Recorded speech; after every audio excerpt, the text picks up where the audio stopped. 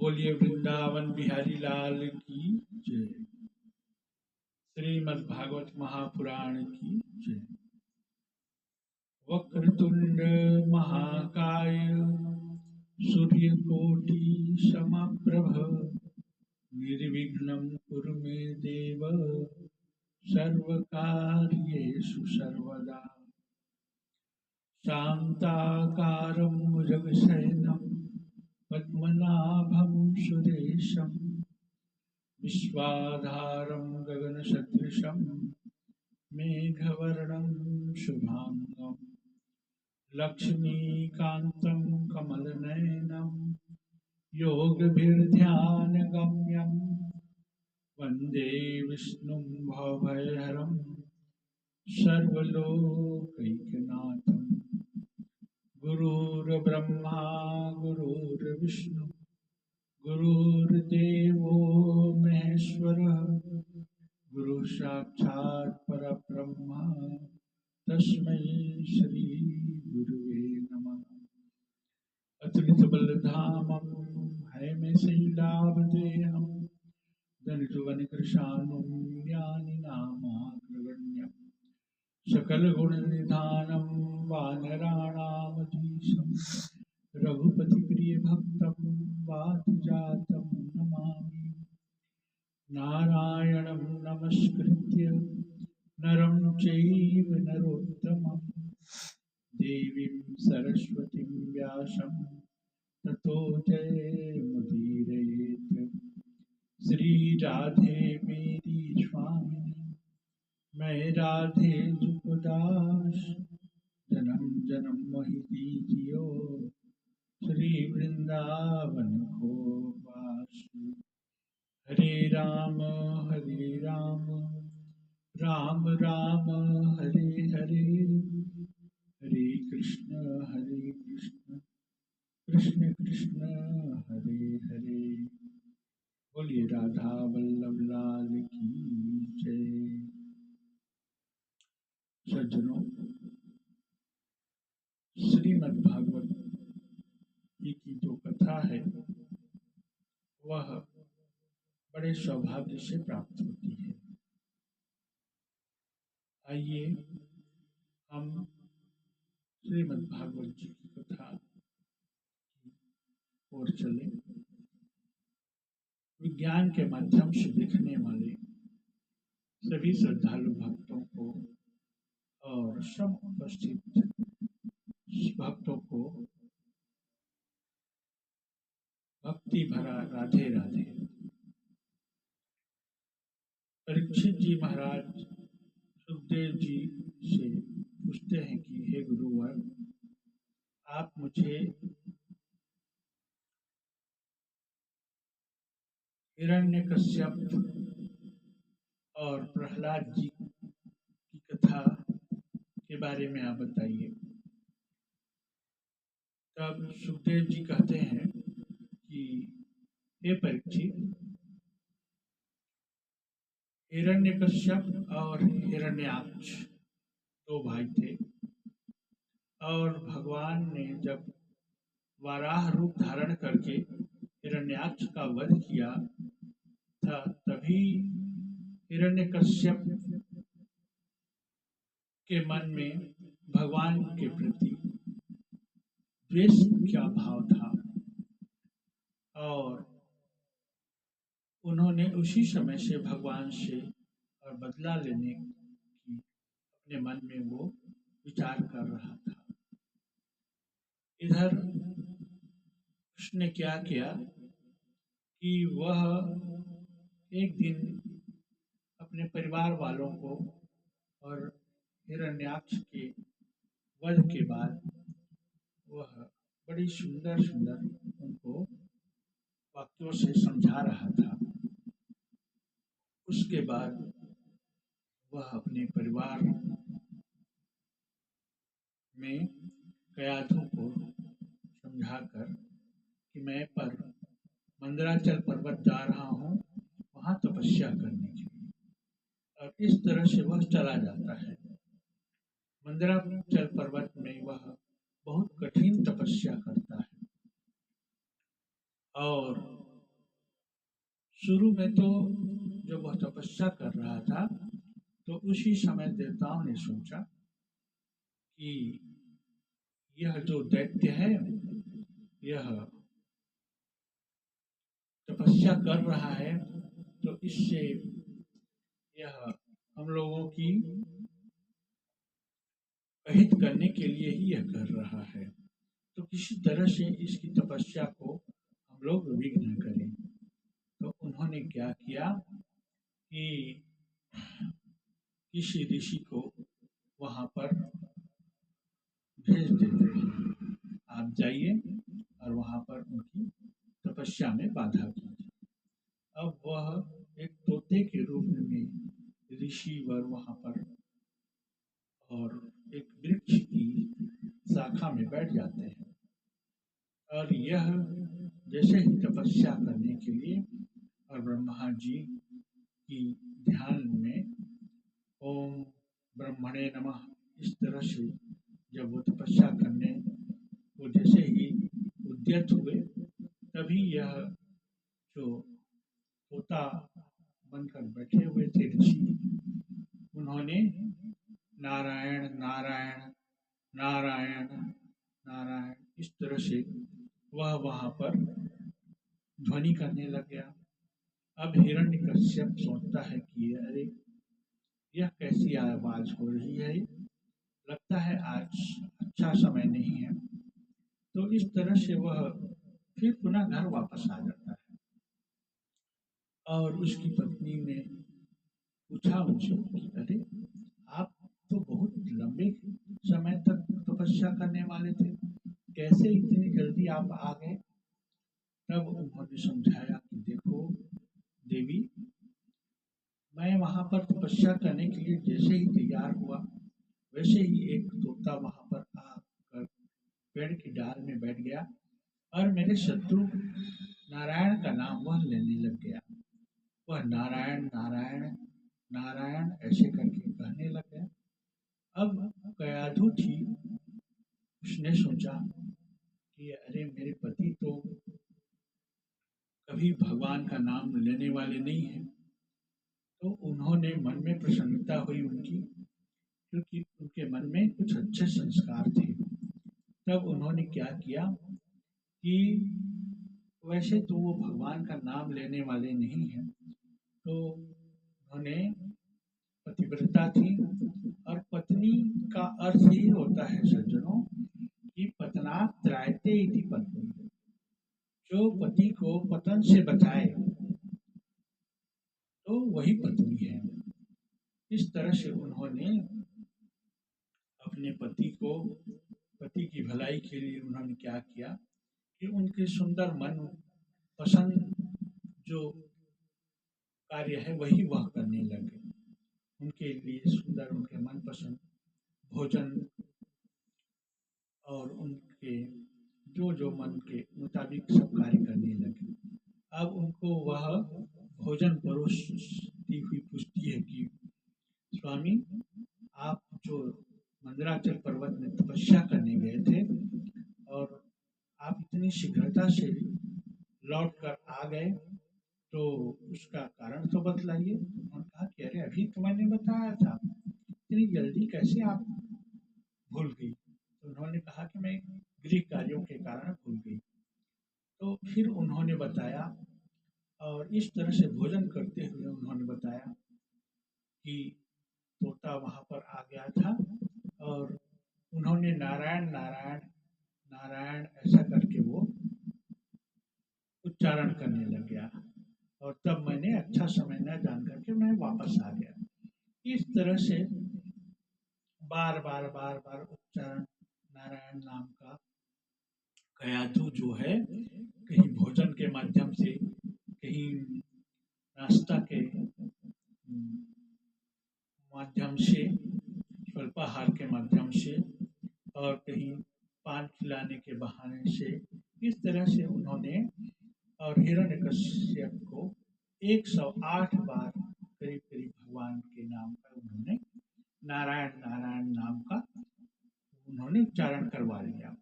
तो 108 बार उच्चारण करवाने से जैसे माला में 108 मनका होती है, उसी तरह से उन्होंने उनके मन की जो अशुद्धि है उनको दूर करने का प्रयास किया और इस तरह से वहाँ पर एक सुंदर मनोभाव के द्वारा उनके जो मन का विकार है वह दूर हो गया और उसी रात और गर्भाधान होता है और प्रहलाद जी का संचार होता है गर्भ में और इधर वह गर्भवती हो जाती है और इस तरह से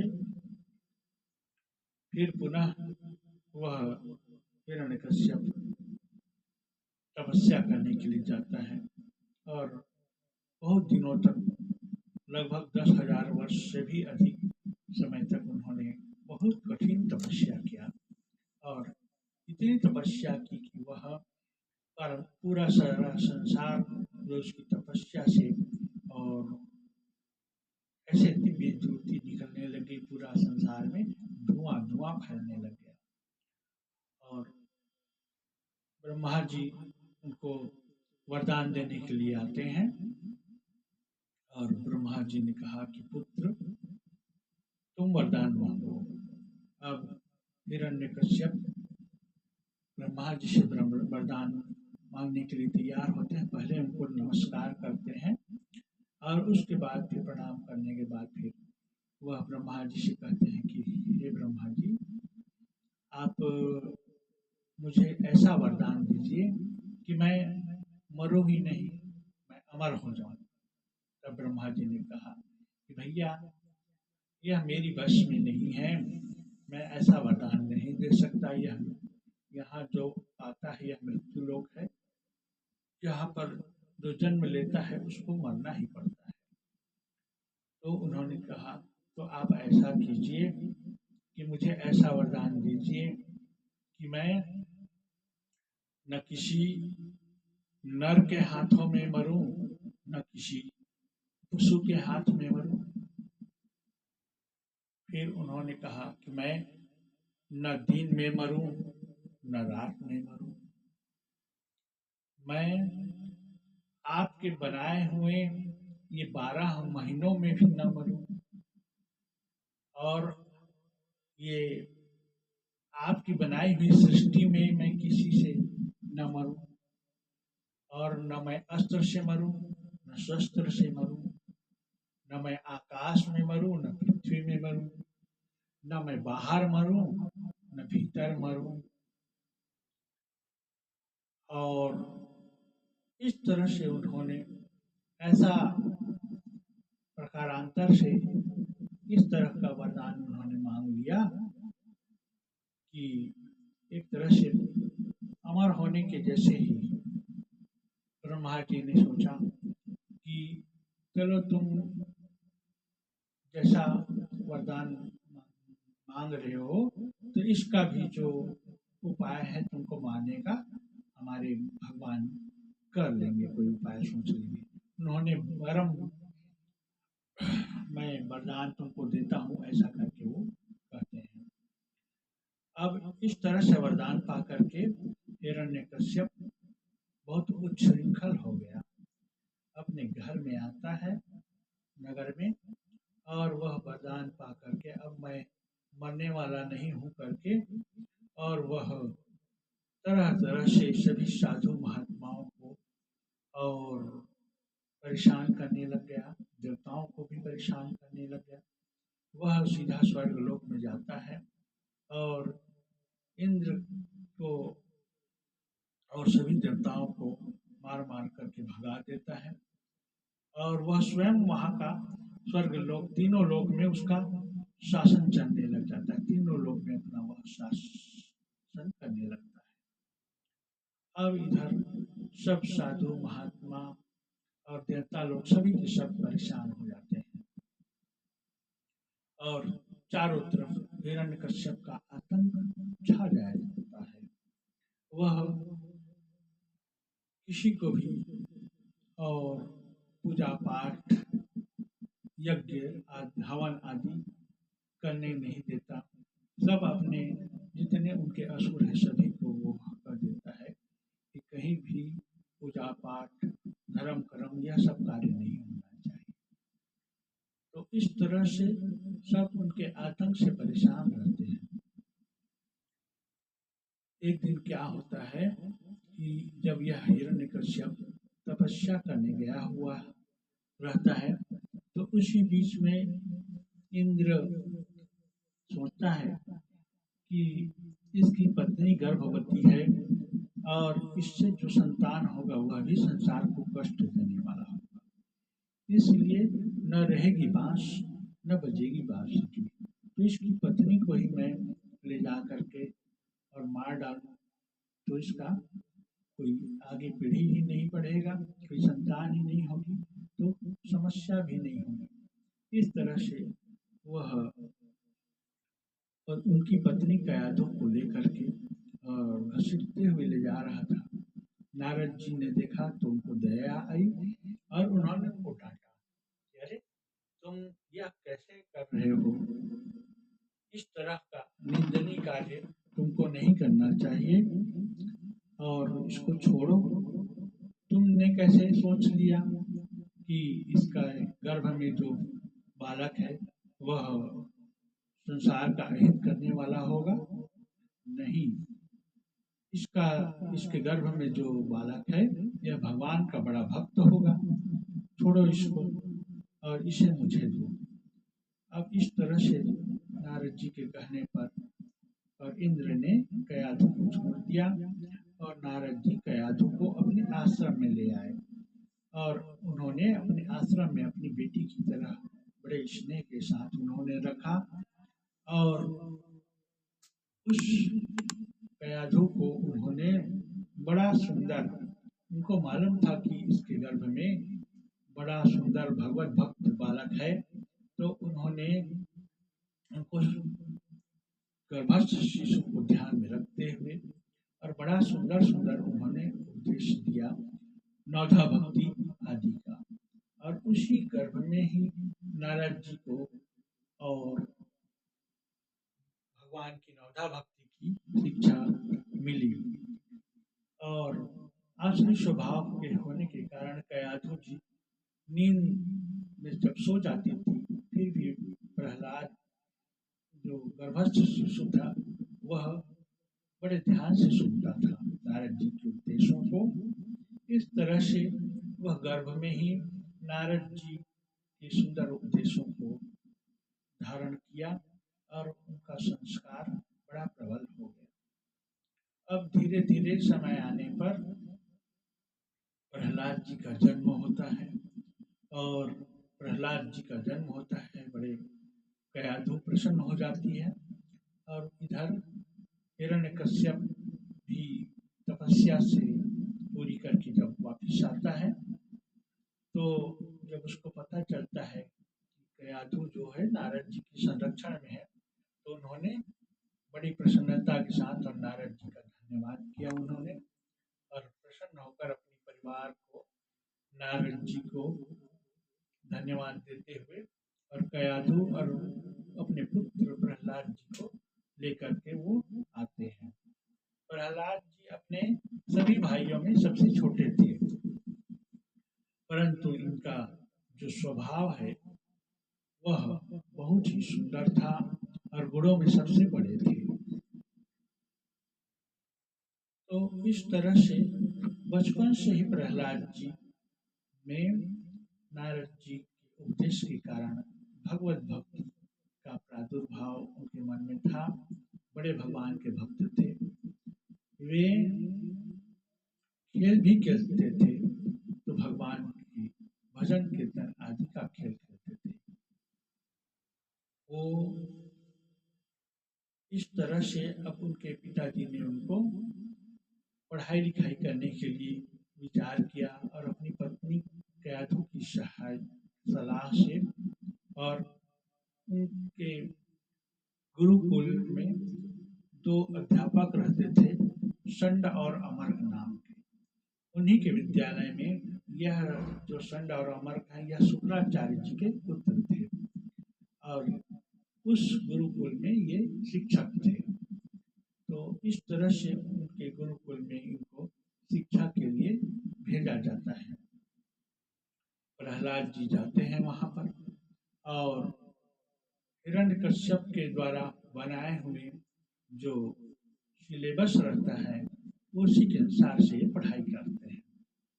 अब वहाँ पढ़ाई करते हैं तो इनका मन तो लगता नहीं है, क्योंकि उसमें असली शिक्षा की व्यवस्था थी उनके विषय सूची में। और इस तरह से प्रहलाद जी विरोध भी नहीं करते। जो भी गुरुदेव उनके पढ़ाते थे तो पढ़ने में बड़े होशियार थे। वो पढ़ करके और अपने गुरु को सब सुना देते थे, परंतु उनका मन भक्ति में ही लगता था।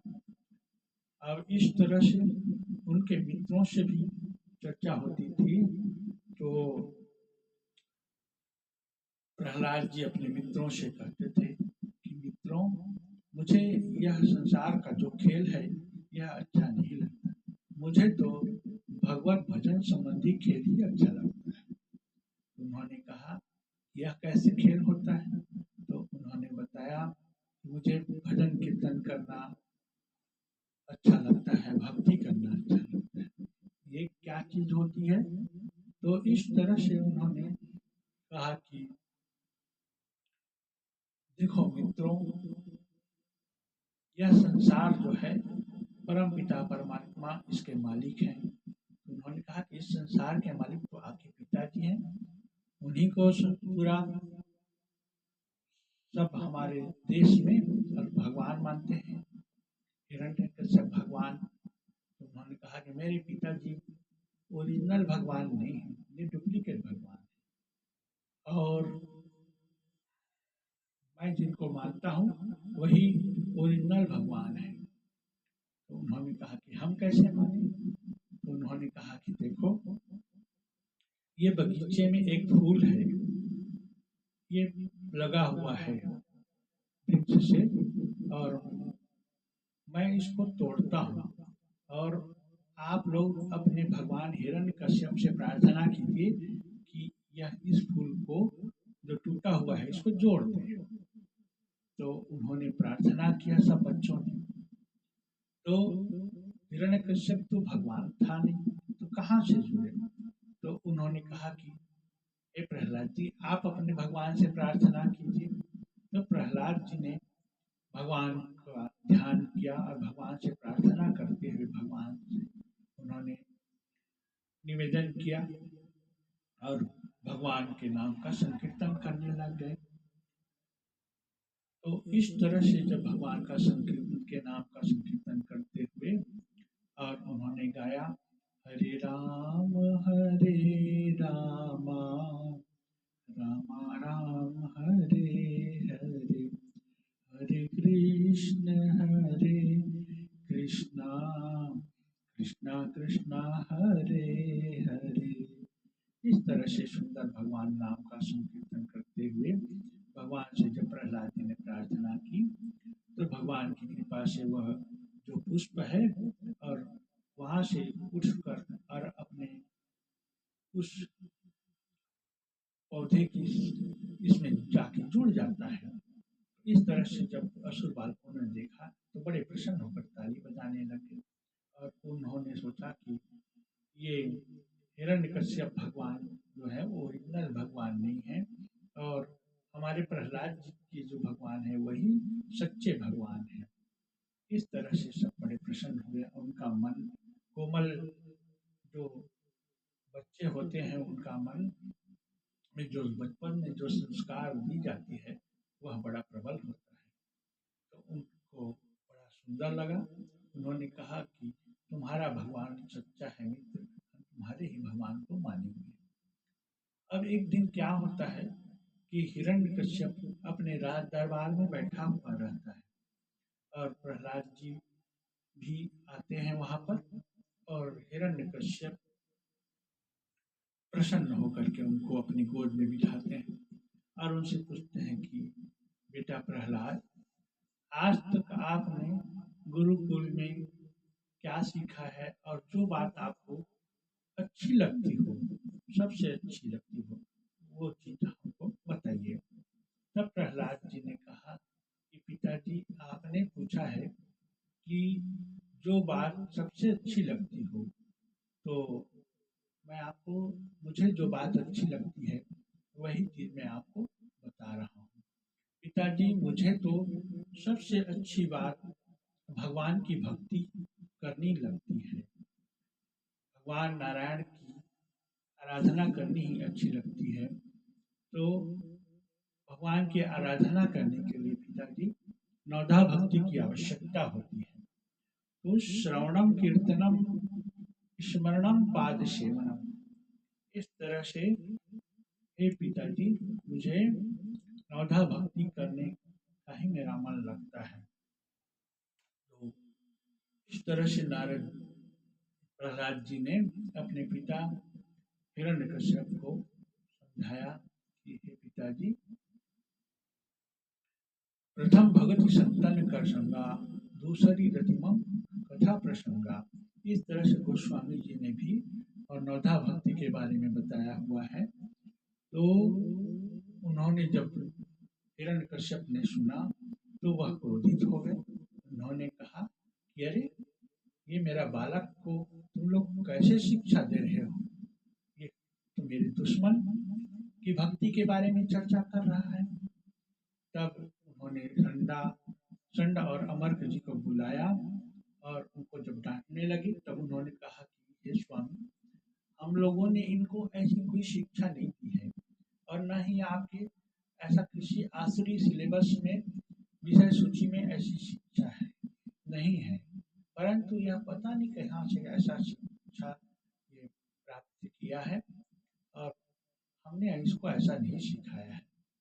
ये अभी बच्चा है, बालक है, हो सकता है कि कहीं से इधर कुछ कारणवश कहीं से सुन लिया होगा, अभी बालक है, तो इसको हम फिर पुनः से इसको शिक्षा देंगे अभी, और फिर यह इसका मन परिवर्तित होगा और अच्छे से फिर यह और इस विद्या को हम इसको सिखाएंगे तो अच्छी विद्या ये सीखेगा। इस तरह से उन्होंने समझाया। समझाने पर फिर प्रहलाद जी को फिर गुरुकुल में पहुंचाया जाता है और एक दिन की बात है, प्रहलाद जी के गुरु लोग कुछ शासकीय अपने कार्य से, हिरण्यकश्यप के कार्य से, राज कार्य से कहीं बाहर जा रहे हैं। तो बच्चों को बड़ा सुंदर मौका मिलता है, क्योंकि शिक्षक यदि पाठशाला में ना हो तो बच्चे लोग स्वतंत्र हो जाते हैं। अब इस तरह से प्रहलाद जी और असुर बालक लोग ही थे और सब बड़े प्रसन्न रहते थे। सभी असुर बालकों ने कहा कि हे प्रहलाद जी, आप बड़े सुंदर सुंदर बातें करते हैं, आप हमको कुछ बताइए ना। तब प्रहलाद जी ने उनको समझाया, देखो मित्रों, कौमार आचरित प्राज्ञ। उन्होंने कहा कि देखो मित्रों, यह जो मनुष्य का जीवन है, यह दुर्लभो मानुषो देहो देहो नाम क्षण भंगिरा। मनुष्य का जो जन्म है यह बड़ा ही दुर्लभ है और इस मनुष्य के शरीर को पा करके भी और हम भगवत प्राप्ति न करें और प्रमादवश संसार में ही हम उलझे रहें, तो यह मनुष्य जीवन का लक्ष्य नहीं है। मनुष्य को अपने जीवन को बचपन से ही और परमात्मा को सौंप देना चाहिए। बालक लोग उनकी बातों को बड़े ध्यान से सुनने लग गए और उन्होंने कहा कि हे प्रहलाद जी, यह भगवान की भक्ति करने के लिए क्या करना पड़ता है? तब उन्होंने कहा कि भगवान की भक्ति करने के लिए कीर्तन करना पड़ता है। उन्होंने कहा कीर्तन कैसे करना चाहिए? इस तरह से सब बच्चे लोगों को प्रहलाद जी ने कहा कि तुम ये करताल पकड़ो, ढोलक पकड़ो, इस तरह से सब वाद्य यंत्रों को लेकर के और सुंदर सा झूम झूम के भगवान का कीर्तन करने लगे। कीर्तन शब्द को आप उलट दीजिए तो नर्तकी बन जाता है। भगवान का जब भी कीर्तन किया जाए तो इस तरह से कीर्तन करना चाहिए जैसे नर्तकी और अपने नाचने में ऐसे मगन हो जाती है कि वह संसार का शुद्ध बुद्ध खो बैठती है।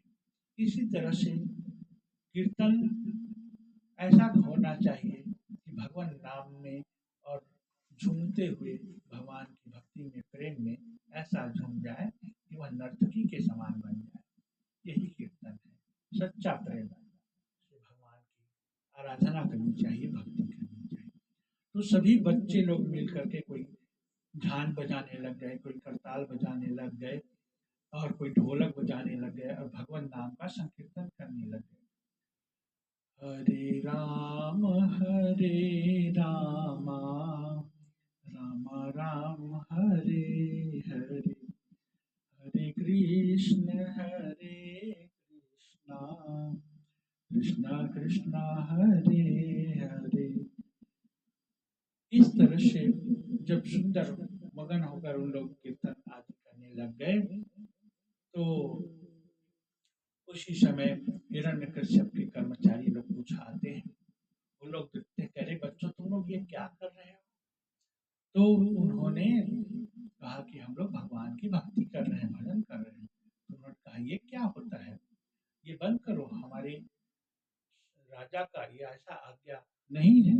तब उन्होंने जब उनको जैसे ही उन्होंने जैसे प्रहलाद जी को स्पर्श किया तो उनमें भी वो भक्ति का संचार हो गया, उन लोग भी भक्ति करने लगे। इसी तरह से जब उनको वापिस आते नहीं देखे तो उनके और मित्र जो सैनिक आदि थे उन्होंने भी उनको पता लगाने गए। उन लोग आए तो उन्होंने भी वहां पर देखा, सब मगन होकर के भगवान के भजन कीर्तन कर रहे हैं और उनके मित्र जो सैनिक गए थे उन लोग भी भजन कीर्तन कर रहे हैं। तो उन्होंने उनको जा करके मना किया, अरे तुम लोग ये बच्चों के साथ में क्या कर रहे हो, भजन कीर्तन में लगे हुए हो। हमारे राजा हिरण्यकश्यप जी देखेंगे तो नाराज होंगे। उन्होंने जब उनको स्पर्श किया तो वो भी भजन कीर्तन में लग गए। तो सज्जनों कहने का तात्पर्य है कि जैसे विद्युत के खंभे में और हमारे घर का जो इंस्ट्रूमेंट है, फ्रिज, कूलर, टीवी, ये सबको चलने के लिए जब हम खंभे से अपना बिजली का कनेक्शन जोड़ते हैं और हमारा घर का सब इंस्ट्रूमेंट, फ्रिज, कूलर, टीवी सब अच्छा रहता है, तब जैसे ही पावर उससे कनेक्ट होता है, जुड़ता है, तो वह सब हमारे घर के उपकरण चलने लग जाते हैं। ऐसे ही वह परमपिता परमात्मा का संबंध है।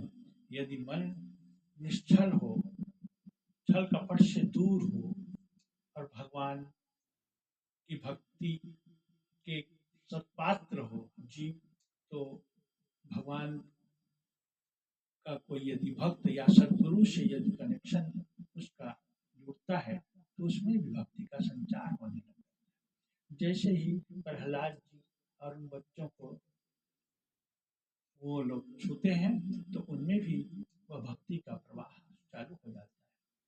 लेकिन इसी तरह से जब उनको आते नहीं देखा तो वहीं पर हिरण्यकश्यप भी आता है और हिरण्यकश्यप भी उसको उनको वो छूता है, मना करता है, लेकिन उनमें वह भक्ति का संचार नहीं हो पाता, क्योंकि जैसे फ्यूज बल्ब होता है वह पुनः जल नहीं पाता कहीं पर आप लगाएंगे। लेकिन यदि बल्ब ठीक रहेगा और कनेक्शन आपकी सही रहेगी बिजली की तो वह बल्ब जल जाता है। तो इस तरह से बाकी जितने उनके कर्मचारी थे वह अच्छे बल्ब के समान थे और हिरण्यकश्यप फ्यूज बल्ब के समान था। तो इस तरह से भगवान की भक्ति के लिए सत्पात्र का होना आवश्यक है। अब एक दिन क्या होता है कि उसकी उस स्थिति को देख करके और तुरंत नाराज होकर के हिरण्यकश्यप चंड अमर को बुलाते हैं और उनको डांटते हैं और इस तरह से कहते हैं कि हिरण्यकश्यप अपने कर्मचारियों को असुरों को आदेश देता है कि यह मेरा बालक जो है यह बड़ा दुष्ट हो गया है, इसको और तुम लोग जाओ मार डालो। तो उसको इस तरह से गुस्सा होकर वो पहाड़ से गिरवाते हैं और हाथी से कुचलवाते हैं, तरह तरह से उनको कष्ट देने लग जाते हैं। लेकिन फिर भी भगवान की भक्ति करते हुए प्रहलाद जी बच जाते हैं। अब एक दिन क्या होता है कि प्रहलाद जी अपने नगर में घूमने जाते हैं और नगर में घूमने जाते रहते हैं, तभी उनको एक कुम्हार का घर दिखाई पड़ता है। और कुम्हार जो है अपने घर में कुम्हार और कुम्हारी बड़े दुखी होकर के और वहाँ पर भगवान नाम का संकीर्तन करते रहते हैं। प्रहलाद जी जाते हैं तो उन्होंने कहा कि अरे तुमको यह पता नहीं है कि हमारे पिताजी राजा हिरण्यकश्यप जी का क्या आदेश है कि भक्ति और भजन आदि करना प्रतिबंधित है। तब उन्होंने कहा कि हे राजकुमार, हम लोग अनजाने में और यह कच्चा घड़ा था, इसमें हमने आग लगा दी है पकाने के लिए, और एक घड़े में बिल्ली के बच्चे लोग उसमें हैं और वह मर मत जाए, इसके लिए हम लोग भगवान से प्रार्थना कर रहे हैं। तब प्रहलाद जी ने कहा कि क्या तुम्हारे प्रार्थना से यह बच्चे बच जाएंगे? उन्होंने कहा हाँ। तब उन्होंने कहा कि यदि हे माता जी, यदि बिल्ली के बच्चे बच जाएंगे तब तो मैं भी आपकी भक्ति को देख करके मैं आपकी शिष्य बन जाऊंगा। तब उन्होंने कहा कि चलो प्रार्थना करते हैं सब के सब मिलकर। सभी ने मिलकर उस कुम्हार और कुम्हारिन के साथ में भगवान का भजन कीर्तन करने लगे। और इस तरह से भगवत कृपा से पूरा जितना जो मिट्टी का बर्तन था, घड़ा था, उसमें सब घड़े तो पक गए, सिर्फ जिस घड़े में बिल्ली का बच्चा था वह घड़ा बस नहीं पका भगवान की कृपा से, और बिल्ली के बच्चे लोग सुरक्षित निकल गए। सभी बच्चे लोग बड़े प्रसन्न हो जाते हैं और उसी दिन से भगवत भक्त प्रहलाद जी की भक्ति और सुदृढ़ हो जाती है और सब बच्चे लोग भी प्रसन्न हो जाते हैं। तो इस तरह से अब हिरण्यकश्यप बड़ा परेशान हो जाता है, उसको सांपों से कटवाया जाता है और कृत्या आदि के द्वारा भी मारने का प्रयास किया जाता है। जब हर तरह से हिरण्यकश्यप असफल हो जाता है तो एक दिन वह बड़ा परेशान रहता है, तो उसकी बहन होलिका वो आती है, वो कहती भैया आप परेशान क्यों होते हैं? मुझे ब्रह्मा जी ने एक वरदान में एक ऐसी साल दी है जिसको ओढ़ने से और मैं बच जाऊंगी और मेरे साथ में जो रहेगा वो मर जाएगा। तो मैं एक चीता आप बनाइए और चीता में प्रहलाद को लेकर के इस साल को मैं ओढ़ लूंगी, मैं बच जाऊंगी और प्रहलाद खत्म हो जाएगा।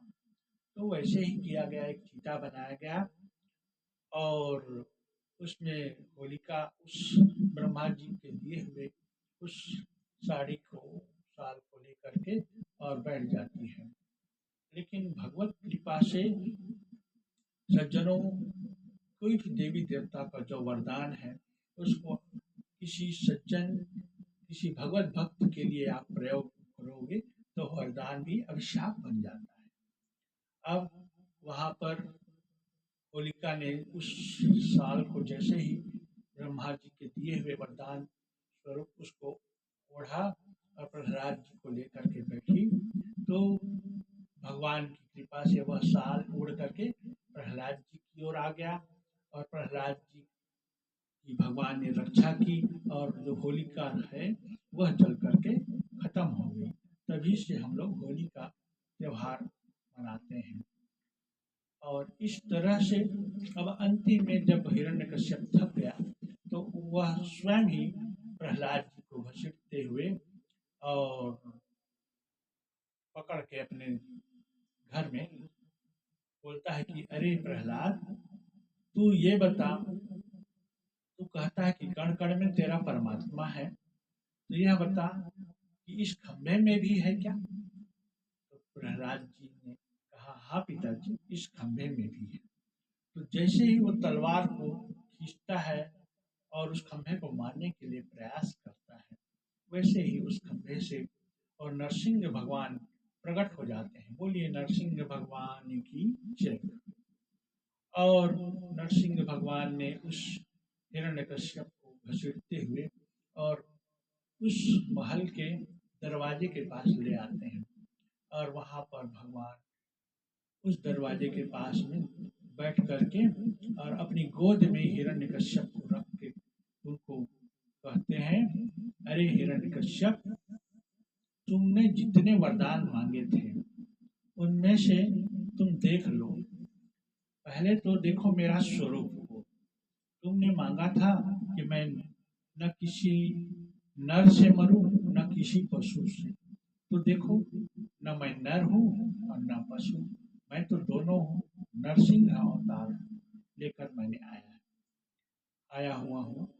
तो उसके बाद फिर भगवान कहते हैं कि ये बताओ कि तुम अंदर हो कि बाहर? तो हिरण्यकश्यप कहता है कि मैं तो न तो अंदर में हूँ न बाहर में, मैं तो दरवाजे में हूँ। और उन्होंने कहा कि तुमने मांगा था कि मैं आकाश में मरूं न पृथ्वी में मरूं, तो तुम कहाँ पर हो? तो मैं तो आपकी गोद में हूँ। और तुमने कहा था कि ब्रह्मा के बनाए हुए किसी प्राणी से मैं न मरूं, तो बताओ कि मैं कौन हूँ? तो उन्होंने कहा कि आप तो ब्रह्मा के बनाए हुए नहीं हो। फिर उन्होंने कहा कि तुमने कहा था 12 महीने जो ब्रह्मा जी के बनाए हुए हैं उसमें से मैं ना मरूं, तो मैंने तुम्हारे लिए ही ये 13वां महीना बनाया हुआ है, अधिक मास। तो इस तरह से उन्होंने अपने नाखूनों को दिखाते हुए कहा कि तुमने कहा था कि मैं अस्त्र से मरूं न शस्त्र से, तो देखो ये मैं अपने नाखून से तुमको मारूंगा। तो इस तरह से हिरण्यकश्यप ने जितनी तपस्या से वरदान मांगा था, सभी तपस्याओं का तोड़ भगवान ने निकाला और इस तरह से उसके पेट को फाड़ करके और उसकी अतड़ियों को भगवान माला की तरह बांध अपने पहन लेते हैं और क्रोध में भर कर बड़े फुफकार मारते हैं। सभी देवता लोग डर जाते हैं, सब परेशान हो जाते हैं। अब सब ने सोचा कैसे भगवान की गुस्सा को शांत किया जाए। सब के सब विचार विमर्श करते हैं कि लक्ष्मी माता जी को भेजा जाए। लक्ष्मी माता जी के पास सब विनय करते हैं। लक्ष्मी माता जी कहती है कि ठीक है, मेरे पति तो शांत रहने वाले हैं, शांताकारम है। अब जब लक्ष्मी माता आती है, जब उनके स्वरूप को देखती है तो वह भी कहती करे मेरे पति तो शांताकारम वृक्षणम है और ये तो बहुत गुस्से में है, तो मैं भी इनके सामने में कभी नहीं जा पाऊंगी। तो अंतिम में फिर प्रहलाद जी को ही भेजने का निर्णय किया गया कि इसी के कारण भगवान ने यह रूप धारण किया हुआ है, प्रहलाद जी को भेजा जाए। प्रहलाद जी निर्भीक होकर जाते हैं, भगवान उनको देखकर प्रसन्न हो जाते हैं और गौ माता जैसे अपने बच्चे को काटने लग जाती है, स्नेह करने लग जाती है, ऐसे ही भगवान उनको अपनी गोद में बिठा करके प्रहलाद जी को और चाट चाट के स्नेह करने लगे और इस तरह से बड़े प्रसन्न हो गए। बोलिए नरसिंह भगवान की जय। अब भगवान प्रहलाद जी से क्षमा याचना करते हैं कि पुत्र, मुझे आने में बहुत विलंब हो गया, तुम क्षमा करना और बेटा तुम वरदान मांगो। तो प्रहलाद जी कहते हैं कि प्रभु, आपके मिलने के बाद में और क्या मांगने की इच्छा रह जाती है। और हे प्रभु, आप मेरे पिताजी से बहुत अपराध हो गया है प्रभु, आप उनको नरक में वो न जाए, ऐसे आप कृपा कीजिए। तो भगवान कहते हैं कि बेटा, जिस वंश में तेरे जैसा कोई भक्त पुत्र हो तो उसकी 21 पीढ़ियां तर जाती है। तू चिंता मत कर, तेरे पिताजी नरक में नहीं जाएंगे, वो स्वर्ग में ही जाएंगे। और मैं आज से प्रतिज्ञा करता हूँ कि तेरी किसी भी पीढ़ी को मैं, आने वाली पीढ़ी को मैं मारूंगा नहीं। इस तरह से भगवान वचन देते हैं प्रहलाद जी को। और वरदान मांगने के लिए कहते हैं भगवान, तो प्रहलाद जी यही कहते हैं कि हे प्रभु, यह कामना ही तो है जो मनुष्य को बांधता है संसार में और आपसे दूर हो जाता है। हे प्रभु, आप वरदान देना ही चाहते हैं तो आप मुझे ऐसा वरदान दीजिए कि मेरे मन में कामना ही मत पैदा हो। इस तरह से भगवान उनकी उस निष्कामता से बड़े प्रसन्न हो जाते हैं और कहते हैं कि बेटा, मैं तुमसे बहुत प्रसन्न हूँ। और हिरण्यकश्यप के सिंहासन में भगवान स्वयं बैठते हैं और कहते हैं कि बेटा, यह मेरी प्रसादी के रूप में और तुम इसमें शासन करना, तुम राजा बनोगे। इस तरह से उस सिंहासन में फिर प्रहलाद जी को भगवान बिठा करके स्नेह करते हुए और सुंदर भगवान उनको आशीर्वाद देते हैं। बोलिए वृंदावन बिहारी लाल की।